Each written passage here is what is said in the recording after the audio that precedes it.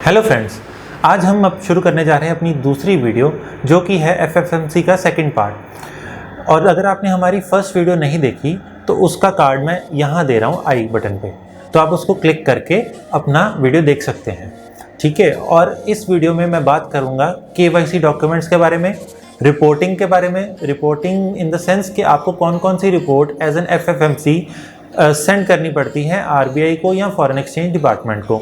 ठीक है, तीसरी चीज़ मैं बात करूंगा रजिस्ट्रेशन के बारे में, registration of a reporting entity and PO. PO means proper officer और प्रिंसिपल ऑफिसर। सबसे पहले बात करते हैं हम केवाईसी की। सपोज कीजिए अगर आपके पास कोई टूरिस्ट आता है फॉरेन करेंसी लेके और वो कहता है कि मेरे को इंडियन रुपीज़ चाहिए, तो आप क्या करोगे, उससे फॉरेन करेंसी लेके इंडियन रुपीज़ उसको कन्वर्ट करके दे दोगे। ठीक है, उस केस में आपको केवाईसी क्या क्या रखनी है उस बंदे की। सबसे पहले तो उसका passport, most foremost important thing is passport रखेंगे, पासपोर्ट की कॉपी रखेंगे। और सबसे ज़रूरी है अराइवल स्टैम्प की कॉपी। पासपोर्ट पे जहाँ पे अराइवल की स्टैंप लगी है उसकी कॉपी भी आपको रखनी है। ये क्यों रखनी है? क्योंकि इससे हम कैलकुलेट करते हैं 180 डेज़। 180 डेज़ के अंदर अंदर किसी भी कस्टमर, जो आपका कस्टमर है, उसको फॉरेन एक्सचेंज कन्वर्ट कराना ही पड़ता है इंडियन रुपीज़ में, उससे ज़्यादा वो रख नहीं सकता।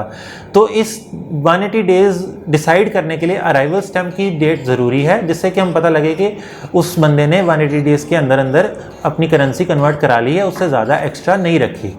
ठीक है, ये पॉइंट आपको कब ज़रूरी होगा? जब आरबीआई आपका इंटरनल ऑडिट कराएगा आपकी एफएफएमसी का या आपकी ब्रांच का, तब ये पॉइंट्स वो निकालते हैं। आप उनको पहले ही टिक करके रख सकते हैं ताकि आपको फ्यूचर में प्रॉब्लम ना आए। दूसरी चीज़ है लाइसेंस। जैसे ही आपको लाइसेंस मिलेगा वो आपको प्रॉपरली डिस्प्ले करना है अपनी एफएफएमसी में। ठीक है, और तीसरी चीज़ है स्टाफ ट्रेनिंग।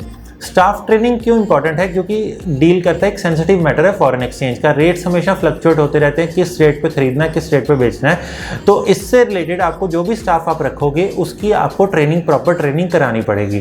प्रॉपर ट्रेनिंग कराओगे तभी आरबीआई का जब इंटरनल ऑडिट होगा तो वो कुछ अगर क्वेश्चंस पूछते भी हैं स्टाफ से तो वो प्रॉपरली उसको केटर कर पाएंगे। फोर्थ चीज़ है, आपको लिटरेचर और मैनुअल रखना पड़ेगा फॉरेन एक्सचेंज इंफॉर्मेशन से रिलेटेड अपने कस्टमर्स के लिए। जो भी आपको विजिट करेगा कस्टमर, उसके पास कोई ऐसा मैगजीन्स होने चाहिए या कोई इन्फॉर्मेटिव आर्टिकल्स होने चाहिए जो वो पढ़ सके और इन्फॉर्मेशन ले सके। और मोस्ट इम्पॉर्टेंट थिंग है कि जो आपके कस्टमर के साइन कैश मेमो पे हों और जो आपके कस्टमर के साइन डॉक्यूमेंट्स आप ले रहे हो वो मैच कर लीजिएगा कि वो सेम हो। जैसे सपोज़ करो आपका पासपोर्ट की कॉपी दे रहा है कोई कस्टमर, उसके साइन और कैश मेमो पे जो साइन होंगे वो एकदम मिलने चाहिए, नहीं तो ये भी पॉइंट निकल जाता है आरबीआई के इंटरनल ऑडिट में। ठीक है जी, अब हम बात करेंगे रिपोर्टिंग रिक्वायरमेंट्स के बारे में। तो रिपोर्टिंग रिक्वायरमेंट्स के बारे में मैं आपको एक चार्ट बता रहा हूँ। काफ़ी सारी रिपोर्ट्स हैं, FLM 1, 2, 3, 4, 5, 6, 7, 8।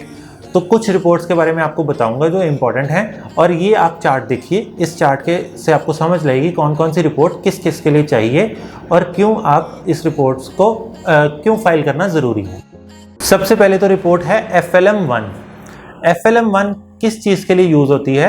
ये रिपोर्ट कंटेन करती है daily summary and balance books.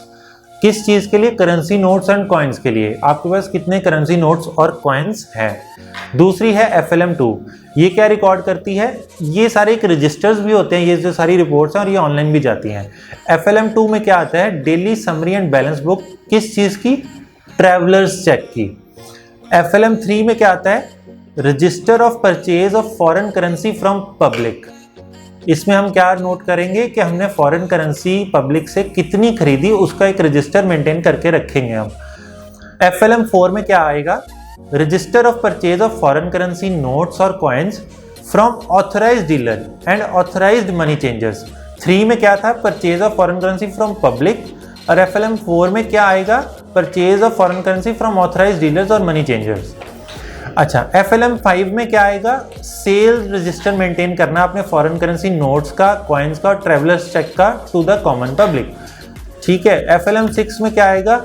Register of sale of foreign currency, coins, notes to authorised dealer, FFMC और बैंक्स।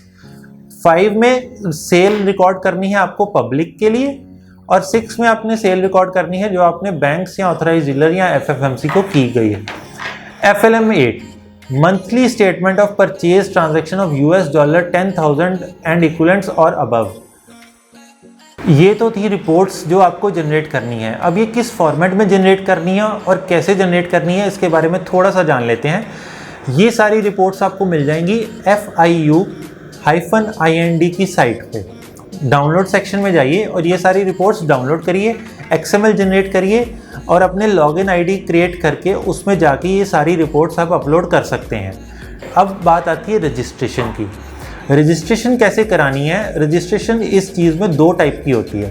एक रजिस्ट्रेशन होगी एंटिटी की और एक होगी प्रिंसिपल ऑफिसर की। रजिस्ट्रेशन की एंटिटी सबसे पहले होगी, उसके बाद जब आपकी एंटिटी रजिस्टर होगी उसके बाद प्रिंसिपल ऑफिसर की रजिस्ट्रेशन होगी। अब एंटिटी की रजिस्ट्रेशन कहाँ पे होगी वो मैं आपको साइट का नाम बता देता हूँ। वो साइट का नाम है finnet.gov.in, finnet.gov.in।